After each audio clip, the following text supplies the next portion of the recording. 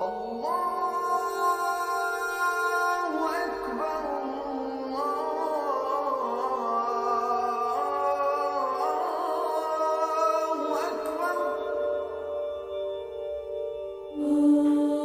to the third series of Understanding Islam. We've called this series Building a Just Society, and we're going to be looking through these weeks at those elements of human society which are brought under the guidance of God, and therefore we can call them a Muslim way of living socially as human society. We're going to begin by looking at the family as the basic building block of society. One of the most extraordinary things that the Prophet does in the early period in Mecca and Medina is to make marriage the foundation stone of human society. Before his time, we can say that there was nothing really that we would recognize as a permanent marriage commitment within Arab life. But from this time onwards, a man and a woman must formally declare their commitment to one another in the contract of marriage. They must remain faithful to each other, and this then becomes the building block of the whole of society from that time onwards. Marriage becomes the only acceptable place for the expression of our human sexuality. Marriage becomes the place for the raising of children. Families are the extended networks that pass through society, binding human beings together. The Prophet taught that marriage is half of your Muslim way of life. By this, he's talking about those twin ethical values of taqwa, God consciousness, and sabr, patience. That human beings learn these two great qualities through the institution of marriage. And he himself sets the example of being married to his wife Khadija for 24 years in an exclusive monogamous relationship, and that becomes the foundational pillar of his own life. So marriage is part of his sunnah or his practice. After Khadija has died in the last 13 years of his life, he then contracted multiple marriages. So we can see that throughout his adult life, marriage is the normal condition of the Prophet. And indeed, he has a hadith, a saying that says, I fear God more than you fear God. I eat and I fast and I break my fast. I sleep and I marry. What makes you think that you could be more pious than me? So anyone who wants to follow in my tradition, in my path, in my religion, should marry. This then is the relationship at the heart of human society. There is no monasticism in Islam. The single state is not an alternative way of living. Now, it sometimes happens in human society that for some reason people don't marry. And according to Islamic teaching, this is tolerated. So it might be that someone is so caught up in their mystical practice or is so totally consumed by their scholarship that they don't marry. That's tolerated. It may also be that people cannot marry because they're too poor, can't afford to keep a wife, can't afford to keep children. Again, in this situation, someone is cautioned that they should control their sexuality, and they should do this through fasting and through prayer, and to ask God to bless them with sufficient funds that they can keep a family and thus get married. So the single state is not something that is encouraged. Indeed, there is a hadith of the Prophet again that says that the married man who spends the night in sleep is more pleasing in the sight of God than the single person who spends the whole night in prayer. Marriage in Islamic understanding is a contract between two individuals. Now, like any other contract, it must be freely entered into, or else it is not valid. So a forced contract is by definition no contract at all. In the same way, a forced marriage is no marriage at all. And we have an example from the life of the Prophet here to make this very clear. A young woman came to him with two men along with her, her father and another man. And she said to the Prophet, "O Messenger of God, my father married me to this man without my consent." And the Prophet investigated and asked the father, and the father said, "Yes, of course that's true. That's what we always do. That's the tradition of our people." "Not in Islam," said the Prophet. "Marriage is a free contract between two individuals.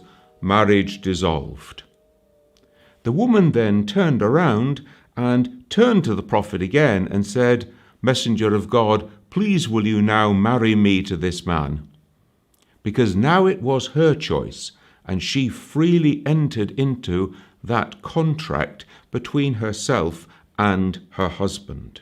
Now, marriage in Islamic understanding, as in many traditional societies, is not just about a man and a woman coming together, but rather it is the coming together of two families. So when a couple marry, the man takes on responsibilities for the wife's extended family, and the woman also has responsibilities to her husband's extended family. So it's very important that both families are able to get along together. So seeking a marriage partner is a family affair in traditional societies. Now, if you think about it, where do people find their marriage partner in a society in which men and women are not freely mixing together? Well, they need to turn to their families and ask their help in seeking a suitable marriage partner. And the families then engage with each other and try to find people who are compatible. Of course, the ultimate decision is to be made by the two people concerned themselves.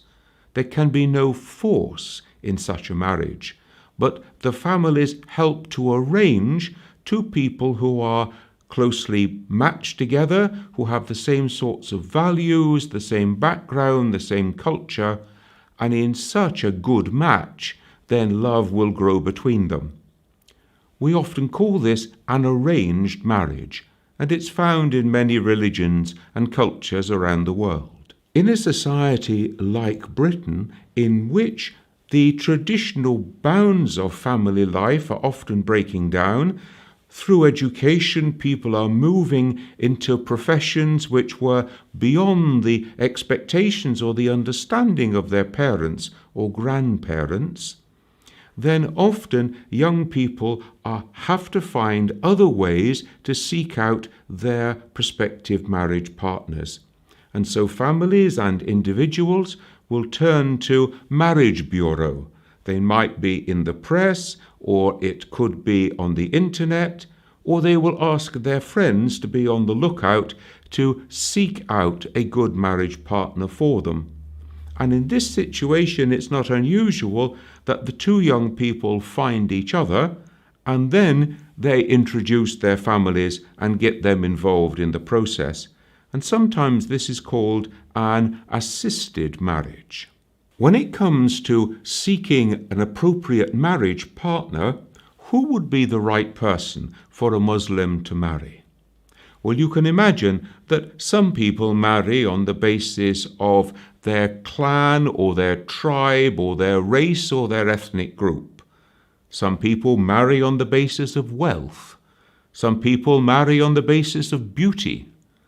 But the Prophet tells his community that my community should marry on the basis of piety. This is the most important criterion when looking for a prospective marriage partner. Someone who is a faithful Muslim, who is observant and practicing, who is seeking to grow in piety and wisdom and therefore closeness to God. Now, who should a marriage partner be in terms of religion? Well, this is not as simple as it sounds. For a Sunni Muslim man, he may marry a Muslim, a Jew, or a Christian, but not somebody from another religion or an atheist. A Sunni Muslim woman must marry a Muslim man. The Shia scholars interpret this rather differently, and they say that a Muslim man or woman should marry another Muslim. There are some Shia scholars who will allow that a Shia Muslim man might marry a Jew or a Christian, but even in this case they caution against it. It's quite common for Sunni men to marry Shia women and vice versa in those parts of the world in which both communities are living side by side. Well, we might ask, why is this distinction between men and women according to God's teaching in the Quran? And the scholars have pointed out that traditionally, when a woman married, she moved into the family home of her husband. Now, if a Muslim is moving into a Christian family home or a Jewish family home, how much chance would she have of continuing in the practice of her religion? What about her children? How would she be able to bring them up as Muslims? Whereas we can see that a Christian woman marrying into a Muslim family home, the whole way of life of that family home would support Islam. Now, such a Christian or Jewish woman is allowed to continue in the practice of her faith, but the family supplies the Muslim context, the ambiance for the children to be brought up as Muslims. Even in those cases when a Sunni man is marrying a Christian or a Jewish woman, often all parties feel, well, it would be better if she converted, because then there would be a common front before the children. There would also be a sense of living together in one harmonious family. Now, we mustn't imagine that this is the principal reason for female conversion to Islam in a country like Britain, for example, because many women convert to Islam before marriage is on the agenda. As in many cultures around the world, marriage is something which has all sorts of cultural traditions. But the actual Islamic part of the marriage is really quite straightforward. The first thing is that a marriage contract has to be drawn up between the man and the woman.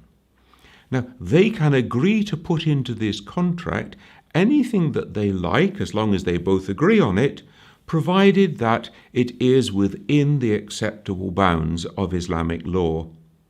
This contract will also include a marriage gift, mahr, from the man to the woman. This can be a sum of money or it can be some other service. And this is her right from that time onwards, even if later on the marriage ends in divorce. In most circumstances, she keeps the marriage gift. Now, once this marriage contract has been drawn up and agreed, then the ceremony itself, the nikah, the contract of marriage, consists of signing this contract in front of two witnesses, and this is normally accompanied by readings from the Quran, a talk about the importance of marriage within Muslim family life and practice, and also prayers to ask God's blessing upon the couple and upon their future life together. From this time onwards, the man is responsible for keeping the family and for looking after all the expenses of the family. The woman is responsible for preserving the honor of the family and respecting her husband. Both of them, of course, are to be faithful in marriage. This is an exclusive bond, and they are to be modest, not to make themselves sexually attractive to other people other than their marriage partner. The vast majority of Muslims in the world today are monogamous and go through life married to one partner alone. But Islam does permit limited polygamy, provided that the man can treat all his wives equally. And then the Quran goes on to say, if only you knew how difficult this was, then one is better for you. Now, this is interpreted by the scholars as being a preference for monogamy, but permission for limited polygamy. These verses of the Quran were actually revealed after a battle, and in the battle lots of men were killed, and so there were widows and orphans who needed protection. So one of the circumstances that would make polygamy a desirable option, according to Muslim scholars, is when there are war widows and other widows who need a new family in order to give them status and protection within society. Just in the same way, if the first wife is unable to have children, then to bring in a second wife, and she will have children for the whole family. Or it may be in the course of a woman who has been divorced and needs a new family so that she can have a place within society and within a structure. To leave lots of women in society after war, for example, unable to find a partner, would be regarded by Muslim scholars as being an injustice, something unfair. They should be allowed to enter into marriage, to have a family, and to have that fulfillment within their lives. Now, the Prophet himself, in the last 13 years of his life, entered into polygamous marriages with divorced women, with widows, and in one case with a woman who had never been married before. And there are several elements of his practice that help us to understand this business of treating all the wives fairly. So, for example, he always gave them the same marriage gift, no matter what was their social status. Each one had her own home, and the Prophet used to go by rotation for a night and a day to spend that time with each of his wives. When he was going travelling, then he would draw lots to see which of his wives would accompany him. And in this way we see that he is setting an example for treating one's wives fairly when polygamy is regarded as a desirable option. Now, in addition to nikah and to polygamous marriage, there's also a third form of marriage that we see in some Muslim societies. This is called muta, or fixed-term marriage. Now, this is based on a verse of the Quran, but Sunni and Shia scholars differ as to who forbade it. The Sunni scholars say that it was forbidden by the Prophet and therefore it's not permissible, whereas Shia scholars say it was forbidden after the time of the Prophet and therefore it is still permissible because it was practiced during his time. Now, a fixed-term marriage means that the two parties agree to marry for a set term, and that time can be determined by both of them. It is a marriage in which the children of that marriage are legitimate and they inherit from both parties.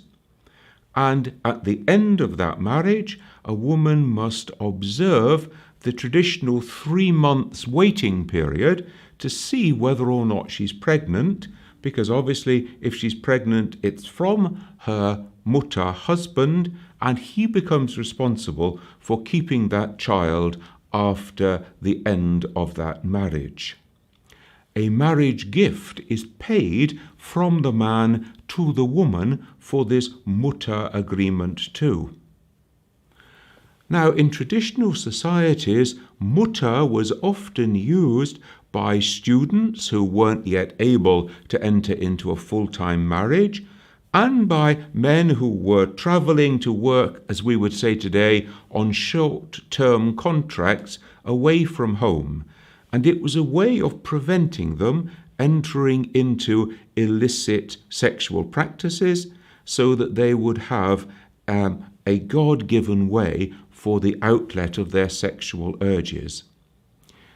Today, in modern society in which people need time to get to know one another, it is not unusual within Shia society to find that couples will make mutar together for a short-term period in order that they can get to know each other, and they can agree to put certain limitations on their intimacy during that mutar period. Now, unfortunately, all of us know that marriages don't always work out, and sometimes difficulties arise.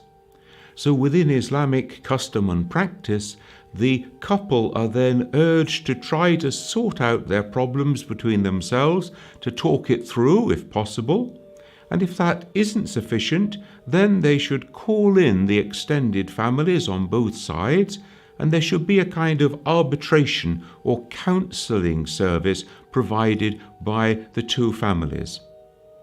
And if that doesn't work, and it's impossible for the marriage to continue, then the final option is divorce. According to Islamic law, a Muslim man can divorce his wife by simply declaring, "I divorce you." And he does this in front of witnesses according to the Shia tradition, although in the Sunni tradition he is allowed to do it in private.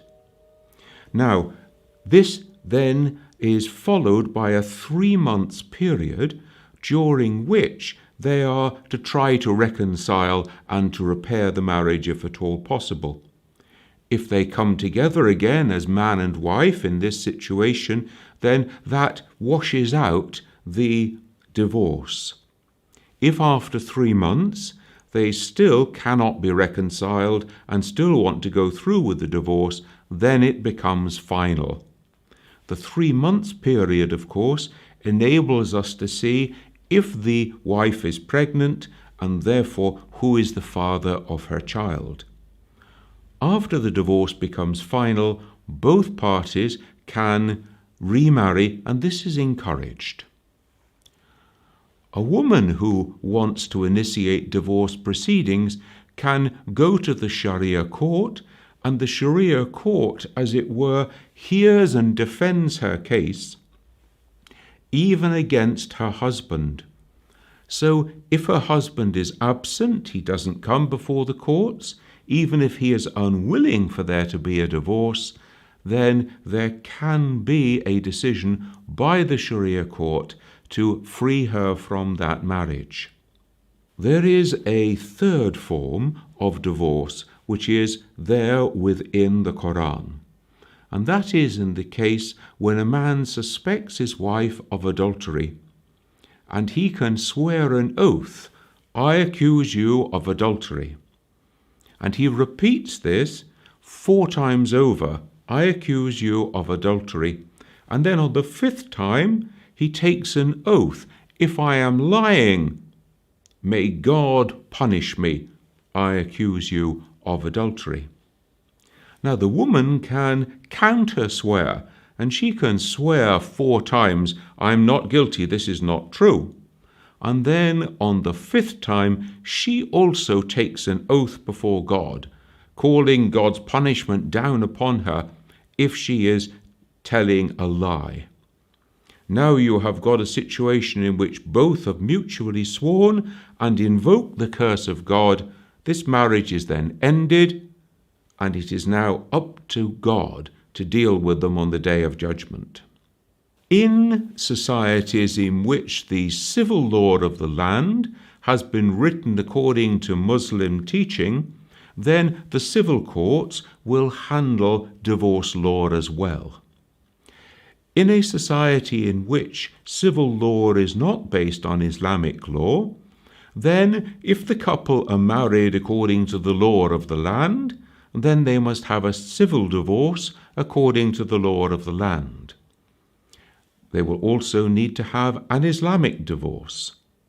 If they are married only according to Islamic law, but they have never registered that marriage according to civil law, then an Islamic divorce will end that marriage because the state never recognized that they were married in the first place.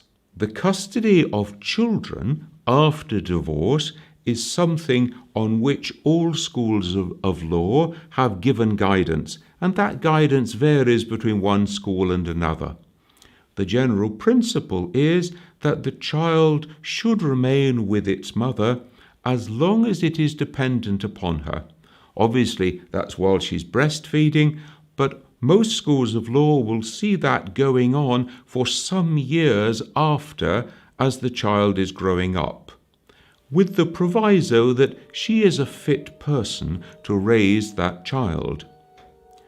After that period, when the child is now grown into young adulthood, then a final decision will be made, and at that stage, the feelings and the opinions of the child will also be taken into consideration.